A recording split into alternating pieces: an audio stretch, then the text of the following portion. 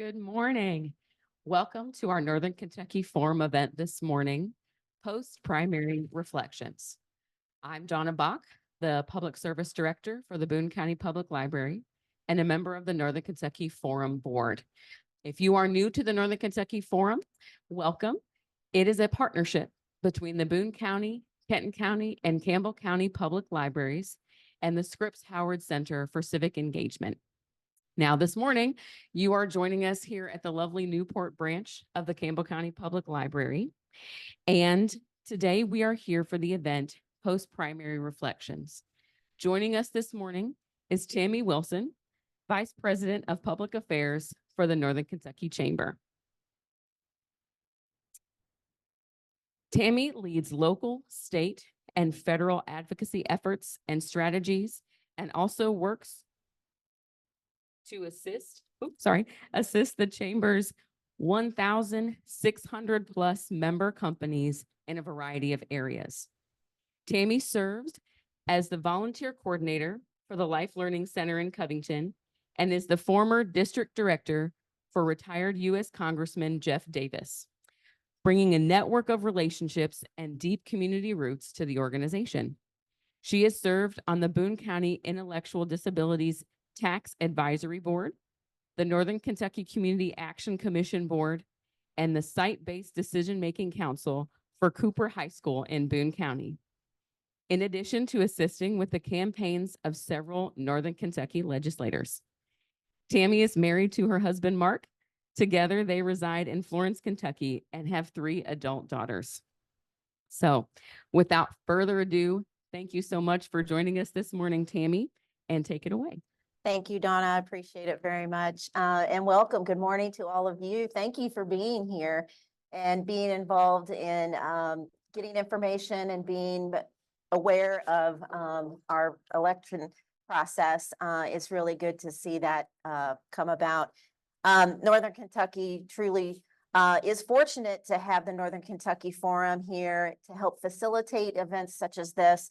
And I'm very grateful that they extended an invitation to me today to come and talk with you all and to discuss the past primary on May 21st. First of all, I just want to say I want this to be conversational. Feel free to ask questions. I'm going to start very broad and give you some data about the primary, and then we're going to hone down into specifically Boone, Kenton, and Campbell counties. And then we'll take a look at November's election coming up, and then we'll open it up to questions. However, I do want you to feel free to ask questions as we go along. So please just raise your hand. I'll do my best.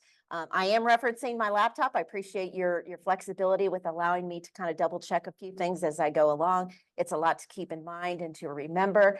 And so I'm using that to make sure that I give you the best information that we can. And we'll get started. Well, as I said, the May primary election was held on Tuesday, May 21st. We're fortunate that since COVID, we have had 3 early voting days, which we were able to facilitate.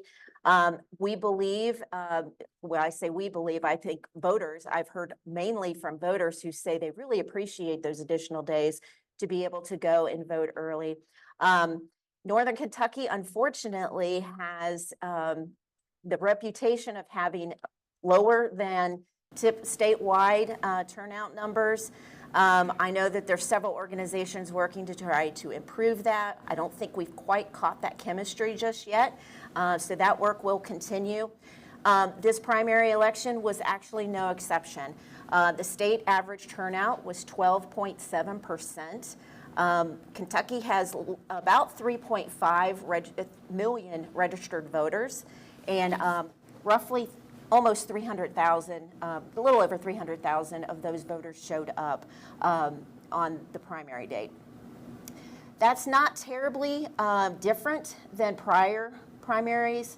Back in 2000, I'm referencing presidential primary years. Back in 2000 and 2016, if you consider increase in population or decrease in population here in the Commonwealth, it really hasn't fluctuated that much, but we're still kind of on par, despite it being a presidential. You would think in primaries or presidentials it would pull. This year on the ballot, we had indeed the presidential. Kentucky, unfortunately, because of our primary being the time of year that it is held, frequently our nominations for the president are already determined, and this was exactly the situation this year. It was a foregone conclusion that President Biden was going to be the nominee on the Democrat side, and former President Trump was going to be the nominee on the Republican side. I think that kind of diminished the excitement and the eagerness for voters to go to the polls because of that foregone conclusion.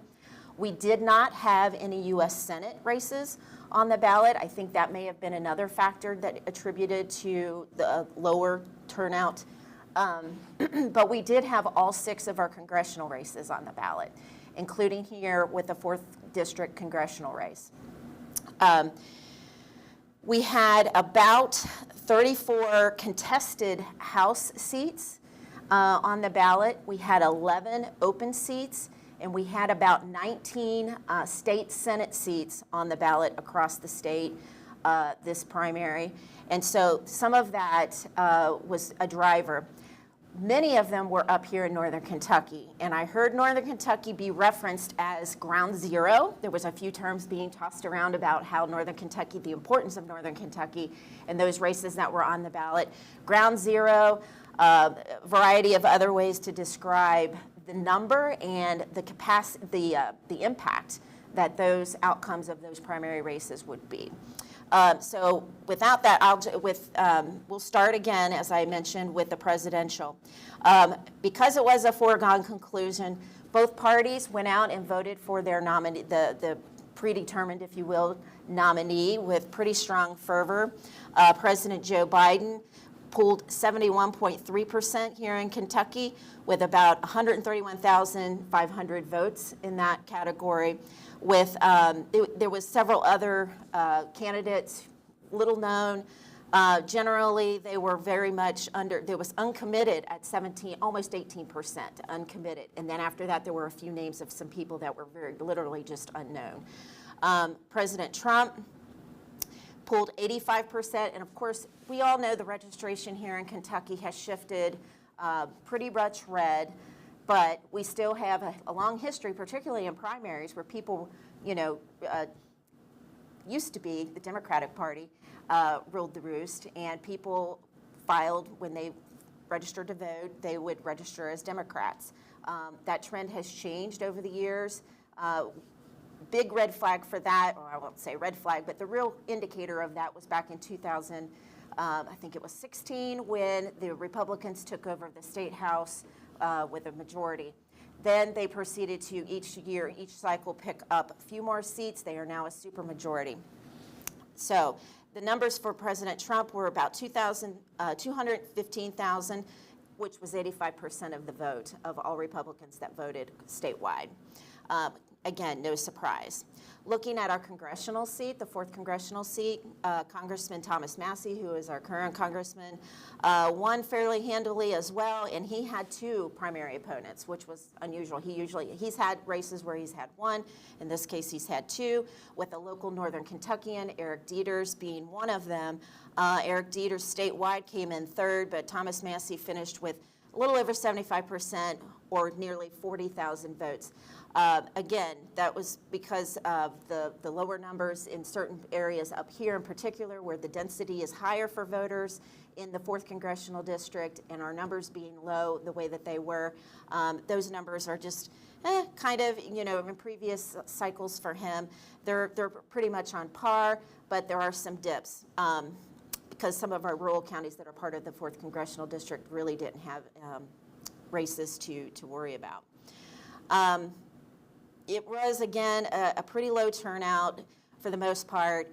Up here in Northern Kentucky, we'll kind of turn our time to the candidates for, we'll look at Senate. These were contested races up here in Northern Kentucky, and I'll start with Boone County. I'm just going to go in alphabetical order. Boone County, as you all know, like last year, Senator John Schickel announced his retirement, that he would not be rerunning for his seat that he has held for quite some time. and that garnered a lot of interest out there in Boone County. They had a primary there with a state representative who was still in the midst of his first term, running in that primary against a former Florence City Councilman, Dwayne Frolicker. It was debated. We didn't know, exactly how that was going to go. Representative Rawlings, again, was just finishing his first term in the State House. He didn't have a lot of legislation to kind of lean in as a record to run on, although he was a co-sponsor on several bills, on several issues that were related to property rights, certificate of need, and a few other issues in that regard. But he didn't have a specific bill that he sponsored that had passed the legislature in his first term at all. So running on a record, it was a little bit different. Dwayne Frolicker, again, he was running on a record of the work that he had done in the Florence City Council. There were several major developments in the area, in the city of Florence, that he was talking about, one of them being Turfway Park, that new facility out there. So we really weren't sure how that was going to shake out, who was going to pull the interest stronger. At the end of the day, and I'd say this is generally true for Boone County as a whole, the team that was working with candidates like Representative Rawlings, Representative Proctor for her reelection, and well, who's the other one? T.J. Roberts versus former state representative Ed Massey. It was going to be a matter of who got their people out. And if you look at the results, it was pretty significant that all three of those candidates won handily in the mid to upper 70s in some cases, which was a little bit of a surprise. I did not think, personally, I did not think that the margins would be quite that large. I knew it would be an uphill battle for the challengers. It's always difficult to run against an incumbent, especially those that are, backed by a lot of money, and there was a big dynamic this year that I think is unique to Northern Kentucky. We have seen super PACs play before, but not to this level. There were several different super PACs coming in, both out of state as well as internal. I know of at least two internal they're based here in Kentucky. There were at least 3 to 4 outside groups that came in and poured money into it. I do not have a final dollar figure. I would love to know that. I know that there's some data being collected now to kind of reflect just how much money was brought into Boone and Kenton County, and we'll talk about the Kenton County race this here in a moment, how much money was being spent outside and inside to support certain candidates and why, what issues that they were mostly concerned about and looking at. I will say, continuing with Boone County, that we saw Americans for Prosperity. That was a big one that played in it. And there was an education one whose name I do not recall. But several others coming in from outside. So take it for what it's worth. You can think about what you want to about outside influences coming into our state and our region to play with that. But it's a fact. It happened, and barring some change in campaign finance laws, I do not see that changing. Yes, Paul. You said that was recent for this election. Were there super PACs in 2022 or 2020, or is this really the first election that we've seen in recent years? Behind the scenes, there were probably smaller, groups coming in to play and give money, but not to the level that this. We're seeing hundreds of thousands of dollars being brought in versus maybe $20,000, which happened. And I would say in 2022, it might have been one. It may have been 2 at the most. I just don't see, not at this level. I'm a Boone County resident, as Donna said in my bio. My mailbox was full. I'm sure your all's was too. So just going over a little bit of those numbers for Boone County. Thomas Massey pulled 75%. That was on par for the district as a whole. Steve Rawlings, again, this was an open seat against Dwayne Frolicker. He won that handily with 77%, But when you talk about the numbers, and I talk about turnout, Boone County had the highest amount of turnout. It was just 0.1% less than the state. It was 12.6% turnout in Boone County, and I think that's because we had multiple races. Some of the other counties didn't have quite as many going on. But Rawlins won at 77%, and that was 7,482 votes. 7,482 votes out of, if you do a full breakdown of Boone County, they have about 145,000 residents. There's a number of them, a good number of them Republican. This is a Republican primary. So when you really break it down, it's just kind of shocking that such a small group of people make a decision for so many others. And so another good reason why we need to get voter turnout up and get people engaged on the issues, because they're making big pivotal decisions for all of us. And isn't something you agree with, or maybe it is. Savannah Maddox has a portion of South Boone County. Her district is a small part of Boone County. She pulled 83% out of Boone County at 813 votes. TJ Roberts, who was virtually kind of an unknown. He was behind the scenes. He's a very young man. He's an attorney. I'm sure that he's very intelligent. He was running, again, they kind of ran just on ultra-conservative, very far-right principles, property rights, anti-growth, if you will, just wanting to slow down the growth out in Boone County, which it is a booming county. And a few other issues. Certificate of need seems to be a very popular issue for this, and they basically sort of ran as a slate, which is a new concept. Frequently, candidates don't like to run on a slate, but it's proven to be beneficial for them, and so that's how they ran, with some tremendous support from the local party. The Boone County GOP did somewhat of an unprecedented, it's allowed, it's discouraged by the state party, but it is allowed in that they played in the primary. They picked their candidates that they supported. It was a mail piece. It was a bit of a controversy. There's probably several news articles out there that you could go back and read if you wanted to, discussing that. TJ won at 74%, and then Steve Doan, really based out of Erlanger in Kenton County, has a small portion of Boone County as well, and he won at 74%. So every single one of them won with very wide margins. But again, that was that side, that faction of the party, of the Republican Party, that was energized, and they got their folks out to vote, and that makes all the difference. Again, it's always important to go and vote. Any questions about Boone County before I move on to Campbell? You mentioned somebody ran on a slate. What does that mean? A slate means, it wasn't an official slate, but that means you'll get mail pieces with multiple candidates on it. That's the way the Boone GOP portrayed their mail piece. They had one side where it had their selected candidates on one side, beautiful photography, and then on the other side, less than beautiful photography of the challengers, which they were all challengers of them, with the exception of the open seat with Ed Massey, which it had that feel of, him trying to make a comeback, so it almost didn't feel like an open seat because he was trying to vie for that. But they appear on mail pieces together, photos of them together. That's why I refer to it as a slate. It's just sort of like a group combined. Anybody else?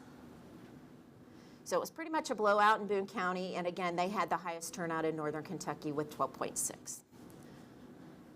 And then just bear with me here. I'm just going to switch to Campbell. So again, Campbell County President Biden did very well, as did former President Trump. Again, right in line with the state average, 75% for President Biden and 80% for former President Trump, staying in line. Same with the congressional race for Congressman Massey, about 74%. And then we move on to, there wasn't as much to talk about out here in Campbell County. You guys pulled the second highest level of voter turnout at about 10.5%, I believe, somewhere around that. Despite only having one House district, which was now stepping down from her House District seat, Representative Rachel Roberts, the Democratic whip in the State House. She decided in late December, much to a lot of folks' surprise, that she did not want to run again, and there was a Republican primary to challenge that. Matt Lehman, he was is running for that seat in the fall as a Democrat, and he was a former candidate for U.S. Congress against Thomas Massie a few years back. He remained on the scene and got to know people and remained plugged into the community. And so with the primary, it started out as a three-way primary. For the Republican side, there were three candidates. I forget the third one. They dropped out fairly early. That left Brian Orm and Terry Hatton. Well, very close, maybe about 6 to 8 weeks before the primary, there was a little incident at the Walmart in Fort Wright and involving Brian Orm. And I think that probably put the nail in the coffin for him in terms of his bid for that primary. And so Terry Hatton was victorious with 82%, a very, very healthy 82% win in that. So in the fall, we will see a matchup between Terry Hatton and Matt Lehman. Any questions about that? Okay, great. We'll move on to Kenton County.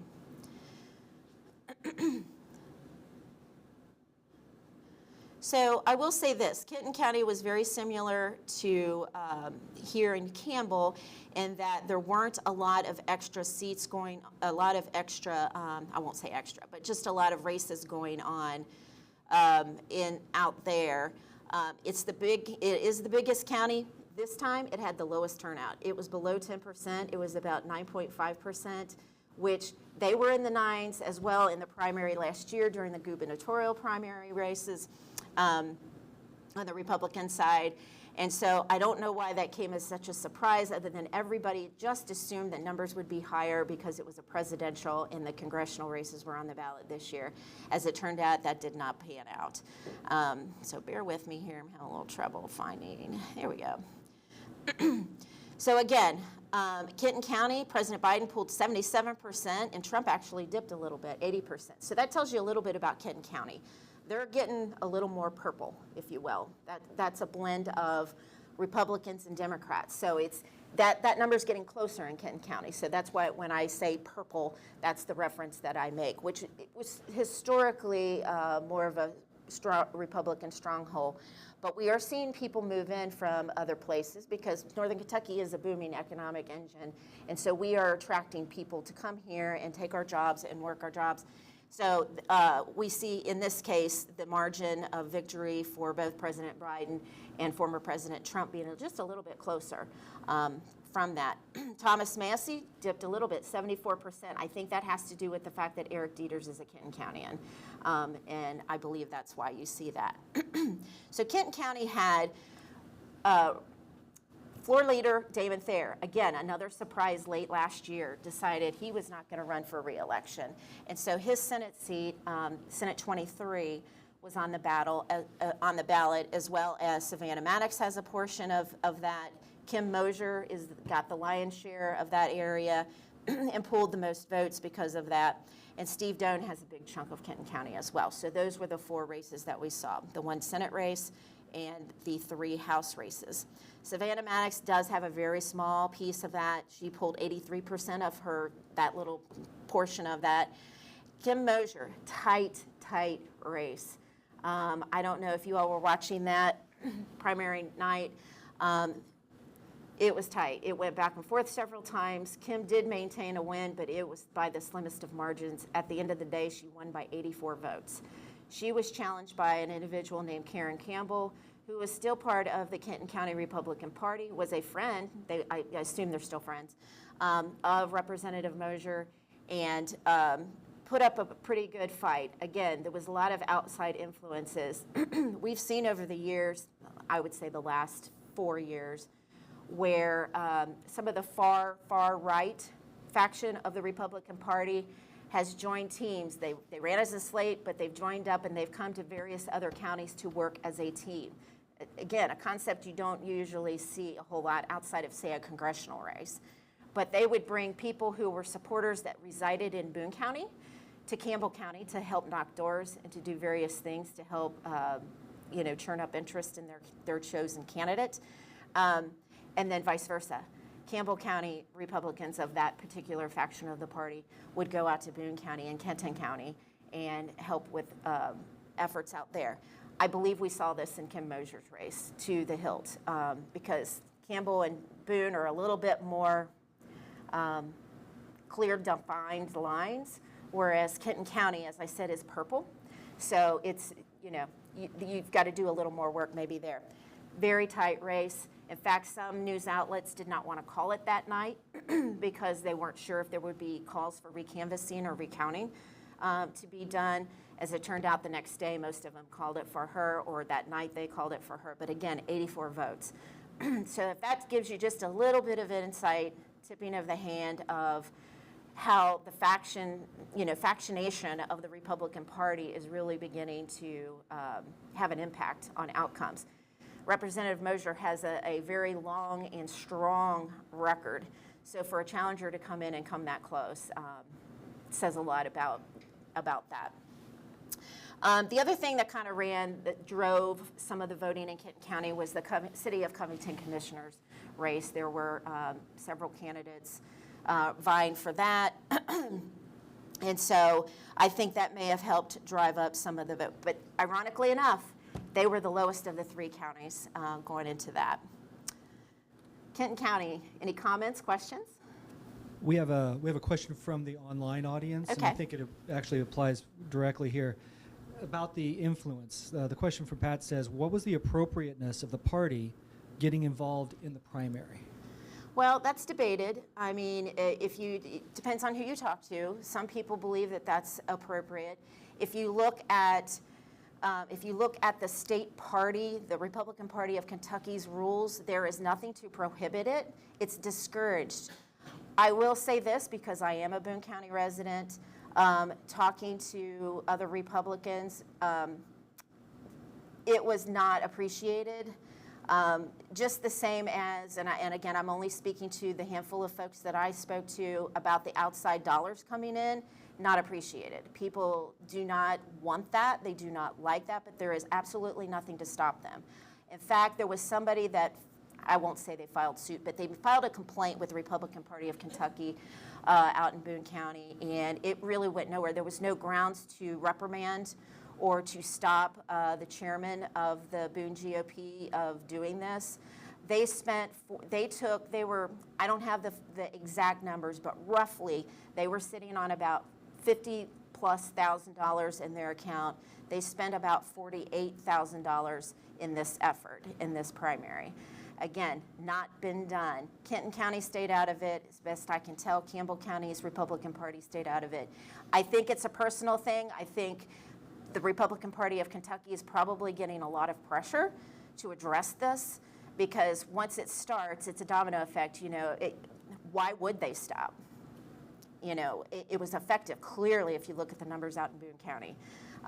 They're going to say they posed it or they sold it to precinct captains in a vote as it being an awareness piece. That's a tough argument to make. If, as a Boone County and looking at that piece, it was pretty, I have my own selection of words to use for it, but I don't find it acceptable. But by rule of RPK, yeah, it's fair. They can do it. What role do you think the new district boundaries played in something like Kim Mosier's race, where she used to represent Edgewood and Taylor Mill and Independence, and they took 5 of her 6 Edgewood precincts out of the district and gave her Covington, and about 40% of the voters had never seen a competitive race with her involved in it. What role do you think gerrymandering or the new district boundaries played in general? Well, thank you for the question. I do think that back in 2022, the redistricting was impactful. That's a whole nother conversation. Yeah, her district was redistricted, has a lot more Covington precincts in it. I do think that was a shift. They hit her over the head over a piece of legislation that she voted against, Senate Bill 150. I don't know if you guys are familiar with that, but it had to do with transgender care affirming care for minors who were seeking that. She voted against it because I do, just my opinion, I think she knew her district, and I think she had heard from constituents in her district, and I think she was voting for her district and what they wished for. However, far-right Republicans, to some point extremists, didn't appreciate that. That was a huge issue for them, and they basically beat her over the head with that. There were a lot of outside groups came in, again, for her specifically on that issue. But I do think the redistrict, to answer your question, I do think having more Covington districts does change that, because she had solid Edgewood precincts in there. But she voted the way she thought her constituents would want her to vote. And but the far right absolutely paid the price, made her pay the price for that. So I think that's why it was so tight.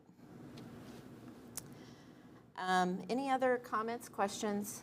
Yes, ma'am.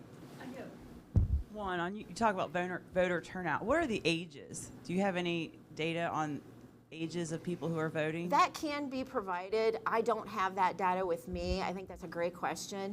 To see, historically, seniors are a voting bloc that you cannot stop, despite health challenges, travel, whatever. And I do think the fact that we have 3 days of early voting, we have greater opportunity for absentee voting, that just makes that voting bloc that much better at making sure that they're able to vote. I do think our young people are discouraged, unfortunately, especially because they are looking at the presidential, and not all of them feel like they have a good choice either way. I think a lot of people are looking at that way right now. But there'll be data that'll be available. Probably the Secretary of State may have it somewhere. I think that's a great question. I'd love to get a hold of that. We'll see what we can do to find that. Do you think the increased factionalism and the new use of the slate type thing that was going on in Boone County could increase voter turnout in regards to seeing the possibilities in the future elections, or do you think that it could in fact decrease voter turnout in the future and discourage people from going out to vote in our already low voter turnout counties? Thank you for the question. I think that's something to think about. Well, if we look at the few examples that we have, it would lend you to think that we will see more of that because it looks to be effective. Historically, in running campaigns, candidates have been discouraged to not do that because you never know when you knock on a voter's door and you're running on a slate or with other people, you're seen in a photo with others, they may not like those individuals. So you may lose that voter's vote because they don't like somebody you are seemingly hanging around with and aligned with in policy.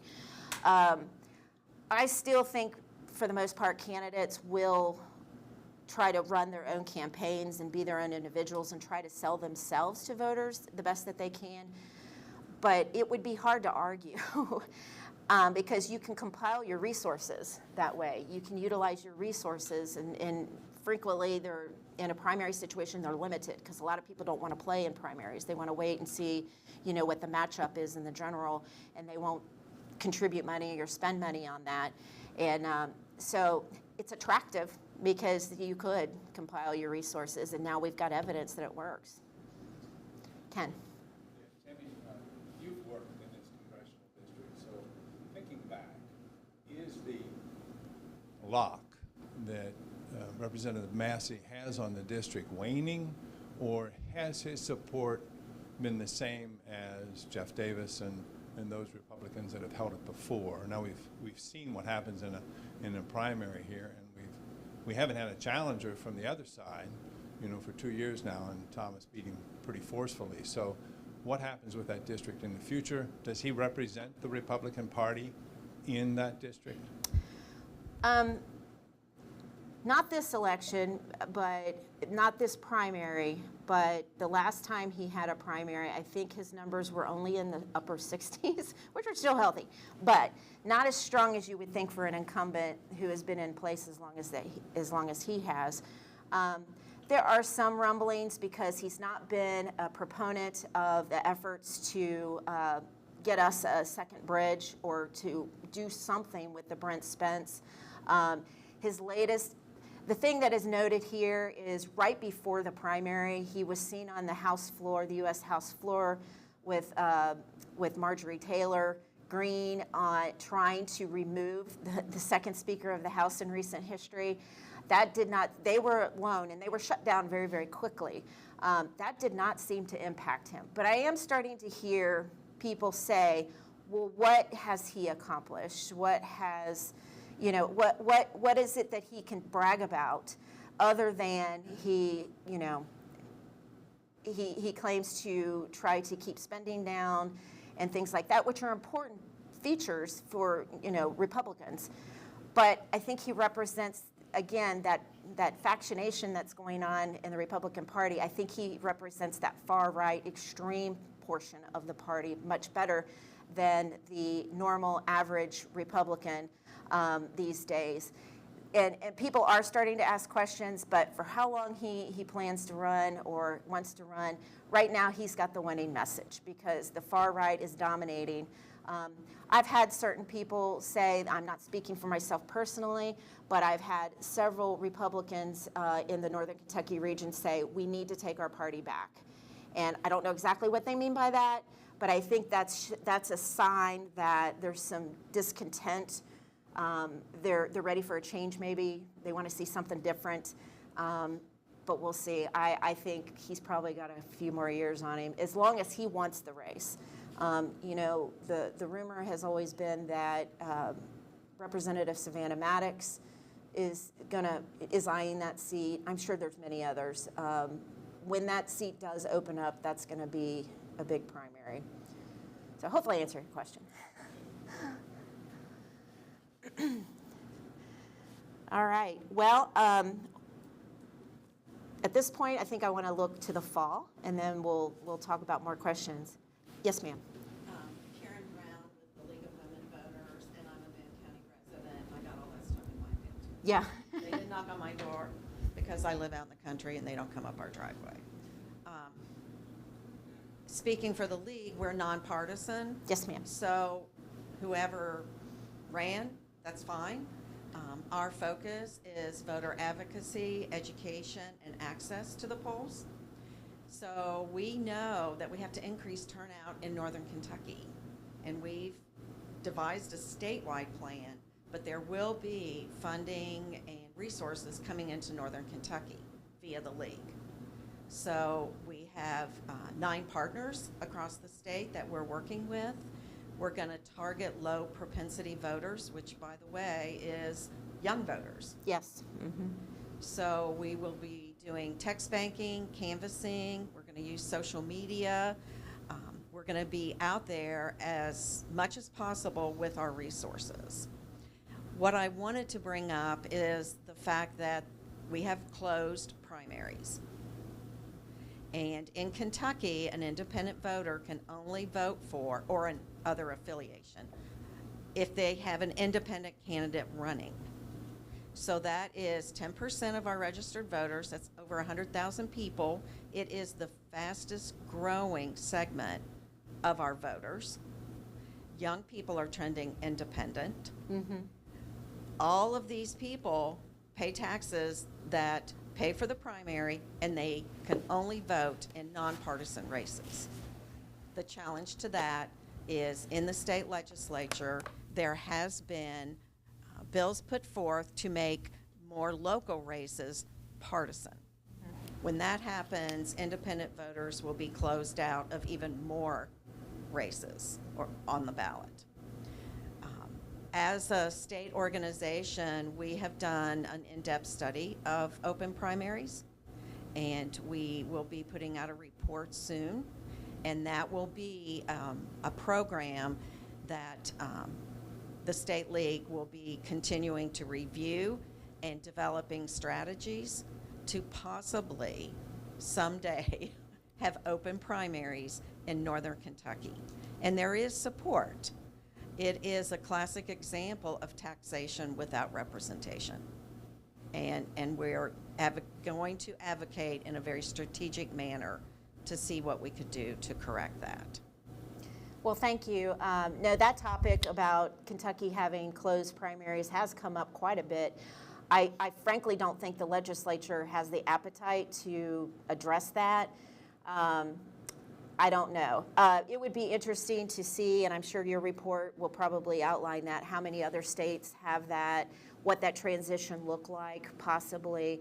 And I think that's one of the reasons why a lot of people who are just not happy in whatever party affiliation that they're in currently won't switch to independent, because some people have, and obviously we are seeing, our Secretary of State has seen an increase in independent registrations. There's a lot of people who have, regardless of that fact of not being able to participate in primaries, has gone ahead and changed their affiliation. One of the impacts that we're seeing, at least on the Republican side, and I think to some extent on the Democrat side, not as much as the Republicans, of course, is they are not happy with their party's platform, their positions, and they are looking for something different. But they've tried, you know, Libertarian Party tried it, the Green Party tried it in years past, did not get any traction. And so what we're seeing on the Republican side is that those folks, some of those folks, the Green Party more so on the Democrat side, the Libertarian Party coming into the Republican fold, and I think we're seeing a strong presence of that, and that's what is beginning to, that's why it's, our party is, you know, the Republican Party is so fractured right now, and, you know, there's a lot of discontent and misunderstanding. I think gone are the days of, you know, what did Ronald Reagan say, the 11th Amendment, you don't talk ill of another Republican. That's gone out the window. You see a little bit of that on the Democrat side, but nowhere near to the level.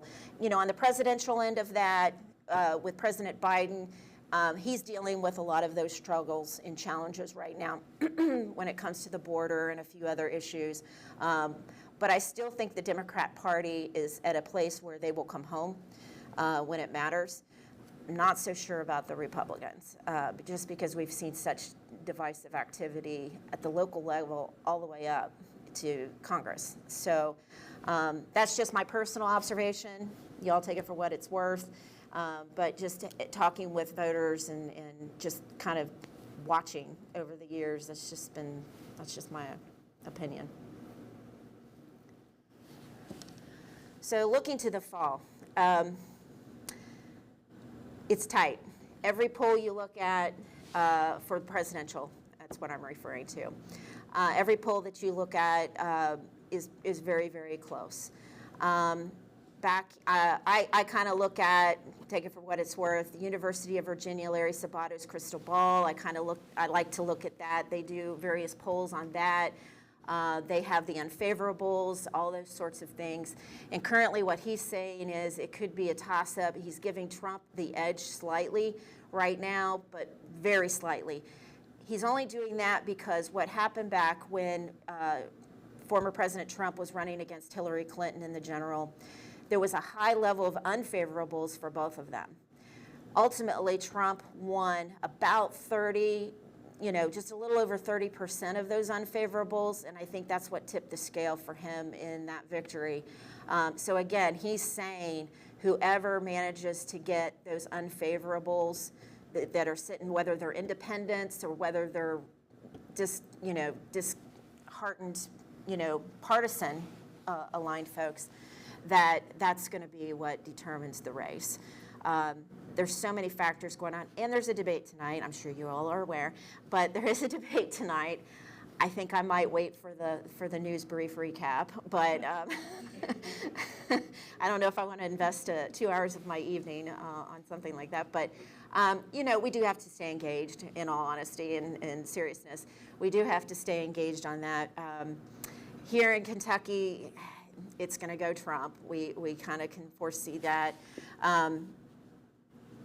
So that's just kind of my prediction is I think, I don't know, I go back and forth just like everybody else every single day. But just living where I live, I think that's what causes me to think maybe Trump will pull it out. The felony charges and whatnot that's going on, I don't really know on a national level how much of that's gonna change things or change minds. We're seeing a variety of I'm not going to get too far into this, but on the congressional races across the country, we're seeing some wins, losses. A Trump-chosen candidate just lost here recently, I think this past Tuesday. So if you look at that, it's just kind of hard to say which way it's going to go on that. In the fall, up here in Northern Kentucky, we do have several. Kim Mosier has a general election too, so she's not stopped. State Senator Chris McDaniel has a general. He is our current Senate Appropriation and Revenue Chairman. He has brought a lot of assets here to Northern Kentucky, much deserved, by the way, because we are the economic engine of the state. We rarely get we rarely win that quote unquote urban rural fight that goes on in Frankfort. But he does make a big difference in that regard. He does have an opponent. I did have her name. Jennifer Sierra, yes, thank you. And Kim Mosier's opponent. Heather Crabb. Yeah. Looking in Boone County, actually, Representative Marion Proctor has a general election. I think she's going to probably win that, just looking at voter registrations out in Boone County. Over here in Campbell County, Representative Mike Kleins has a general election. Brandon Long, I believe, is his name. And of course, we have the open seat for to fill Representative Rachel Roberts' House seat. Senate, down in their seat, there is a general election between Matt Nunn, who was the winner in the Republican primary there, against I'm sorry, Kiana Fields. Thank you. Trying to think if there's others that are. Versus Stephanie Dietz in 65. Stephanie Dietz, yes, she is an incumbent with a general election as well. So thank you for that information. So we do have several races on the ballot this fall, in addition to the presidential. Congressman Massey does not have a general election. So again, it's going to be pretty. We will have lots of city council races though. So that may help to draw out voters a lot. And, you know, when it gets really, you know, at the end of the day, all politics are local. So I think with the city council races, that may help drive turnout, even though, again, Kentucky's kind of in a tough spot because of our registration numbers. There's not much debate on some outcomes of that. So anything else? Any other questions, comments? Yes, sir. I think part of the picture here that's missing is Governor Beshear in 2023 won, at least in Kenton County, he won every one of these House districts.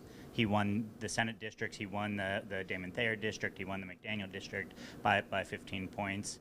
He won House District 65 by 17 points. He won the Steve Doan district. He won the Kim Mosier district. And he won them by greater margins than he won the corresponding districts in 2019. They are trending, in fact, Democratic, or I guess they're in the purple range already. And, you know, the numbers are confounded by the fact that we do have districts that were drawn to take out someone like Buddy Wheatley, for instance, in House District 65.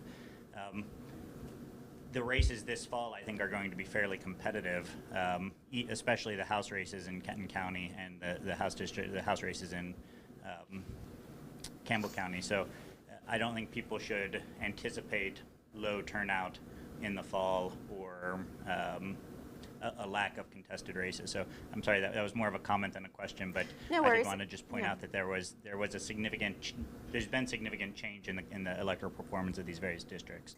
Yeah, I mean, Governor Beshear was a very popular governor, well-liked. He got the Commonwealth through a lot of very difficult times. And to your point, you're absolutely right. Yeah, the margins were really healthy, you know, for him last year. A lot of these races do have to do with candidate quality as well. You know, that's an important facet to think about. thing in Northern Kentucky, and I think this is part of getting voter turnout in primaries, getting voters educated, is that many of them think some of them didn't grow up here. I was fortunate enough to grow up in Northern Kentucky and I understand how our election cycles work. But there are folks that don't know that primaries a lot of times are currently where the races happen, where the decisions are made. So they wait for the general. So I don't anticipate we'll have a low turnout. I think it'll be at least average in the general for us going into the general. But it's just, I think some of that is, and again, getting back to voter turnout and what can we do for Northern Kentucky to increase voter turnout, is educating them on when the big decisions are actually made. I think there's going to be a lot of people that go in. I think this happened a little bit in 2022 with Representative Sal Santoro out in Boone County, in that people thought, well, I would have definitely voted for him, but they didn't realize that the race was the primary. It was not the general, which most people, when they learn their civics education, they think major elections are always in November. That's just not the case any longer here. And I'm sure the pendulum will swing one day again. It always does. But I just really think that, I think our turnout will be fine in November, but which will just, again, nobody will be talking about turnout in November because the turnout will be there. But, unless we do something different leading into the next primary, which we don't really have a lot of races next year, it's going to be a very quiet year in 2025, 2026. I believe Senator Rand Paul's on the ballot, and again, we'll have House seats and all of that. Yeah, Senator McConnell's 26. Oh, and then I guess Paul is 28, yeah. Sorry, I got them flipped. But again, we got to start educating voters now about the importance of primaries and really how Kentucky, and particularly Northern Kentucky, is right now. It varies from county to county across the state, whether or not that's really true. But, they're very, very important. And in a case where I frankly, I'm surprised that Senator McDaniel didn't garner a primary. We were lucky because, like him or not, part of his party or not, the man has brought in significant dollars for Northern Kentucky. And that is a big deal because there's always that urban-rural fight. And there's more rural legislators in Frankfort than there are urban, or we're considered urban, which we still have very rural parts of Northern Kentucky, but we're considered part of the Golden Triangle, if you will, the Louisville, Lexington, and here. And they think we have everything we need up here. But we're hardworking people, and we send an awful lot of tax dollars down to Frankfort. And but anyway, he's got a general, and it it could go either way. But with a supermajority in Frankfort, people have to think in those terms. You always want to pick the best candidate, but in some cases, you got to pick the best candidate for the region. So, yes, ma'am. This is more for the general election. The constitutional amendment number 2. Yes. To gut public education. I think that might be a big vote getter. Absolutely. And thank you for bringing that up. I almost totally forgot about that. How important it is. Thank you so much for bringing that up. I almost completely forgot about that. The wheels are all turning on both sides of that amendment. That will be a constitutional amendment. And essentially what that will do, I haven't seen the language for that amendment yet, which is key, folks, because if we've seen constitutional amendments have not been successful in Kentucky in the last few years. In fact, they've been terrible. They've all gone down hard, despite no matter how much money was invested in that and trying to advance that particular amendment. We're going to see a lot of money poured into this one as well. Both sides are gearing up. They're already out there talking about it.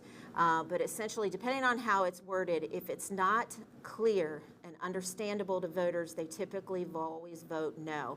And they can word it certain ways to where, knowing that, no might be the right way to go. But yes, I think that is going to be a hotly contested and contentious debate and argument, and that will definitely be a driver for the general. The language I've seen is just wide open. There's no accountability financially or educationally. So if they put down education for the public, it's going to be a detriment to our country. The way I understand it, and I could be incorrect on this, so please, take that into consideration. What that amendment will do will allow the legislature to do some things in terms of the financing of public education. So, well, school choice, where those dollars go, where your taxpayer dollars go, that there could be some debate on that. And I think that's what that amendment's intention is, to position the legislature to make those decisions. And people have their own theory on which direction that the legislature will go on that going forward. I think that is definitely it's going to be a huge driver here in Kentucky, probably more so than the presidential, frankly. Speaking of the presidential, there's an online question. Why are there so many uncommitted voters for the presidential? Is this normal? No, it's not really normal. I mean, you always have a small group of people that would prefer, in a primary situation, their candidate may not have been the winner. So for that reason, they may say uncommitted. In this case, it's viewed that both candidates are less than ideal for their party representation. That's the nicest way I can say. Some Democrats have real issues with some of the work that President Biden has done.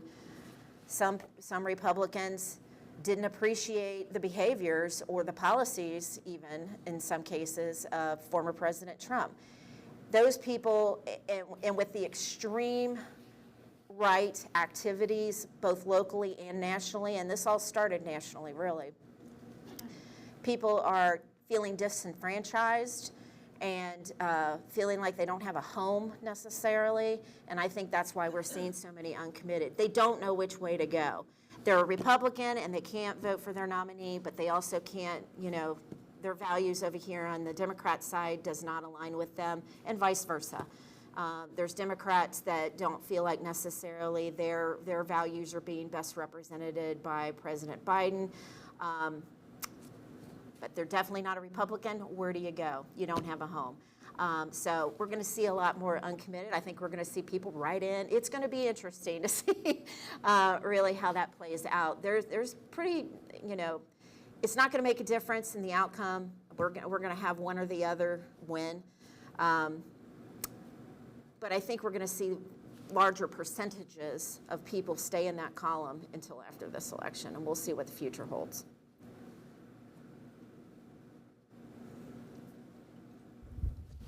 One thing the League of Women Voters is planning on doing this year is leveraging the National League's voter education website and software, which is Vote 411. And on that website, people can check their registration. They can register if they haven't done that yet. They can find polling places, locations, hours, things like that. In addition to that, we send all candidates, and this year our goal is to have full Vote 411 coverage in every county in the state. So we will send a series of questions out to candidates, and they can respond electronically, and they will be posted there. Now, many candidates don't respond, so we're planning kind of a, not a harassment campaign, but we're going to have their constituents ask them on a continuing basis, why can't you answer these questions? And they be posted online. Thank you.